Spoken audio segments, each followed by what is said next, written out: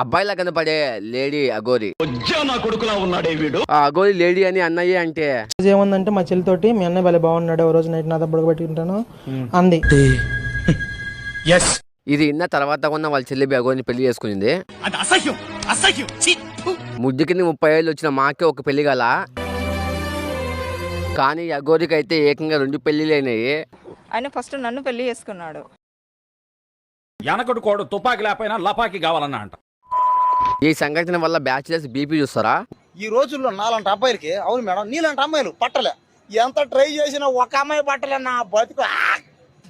World లో chess champion అయిన మన ఇండియన్ గుకేష్ దుమ్మరాజుని మన తెలుగు రాష్ట్రాల్లో ఎవరైనా ఇంటర్వ్యూ చేశాడ్రా, కానీ ఒకడు అఘోర అని చెప్పి బూద్దు పూసుకొని వస్తే వాడిని ఇంటర్వ్యూ చేసి ఫేమస్ చేసి దుబ్బారు. This is India. అఘోర అనే వాళ్ళకి ఆత్మ పరమాత్మ తప్ప ఇంకేం ఇంట్రెస్ట్ ఉండదురా, కానీ జనాల మధ్యలో తిరిగి అఘోరికి మాత్రం కారు కావాలి, బంగాలు కావాలి, డబ్బు కావాలి, అమ్మాయిలు కావాలి, అమ్మాయిలతో రొమాన్స్ కావాలి. ఈ వీడియో ఫుల్ వీడియో కావాలనుకుంటే ఈ షార్ట్ కి 1000 లైక్ టార్గెట్ చేస్తున్నా, దాన్ని కంప్లీట్ చేసేయండి.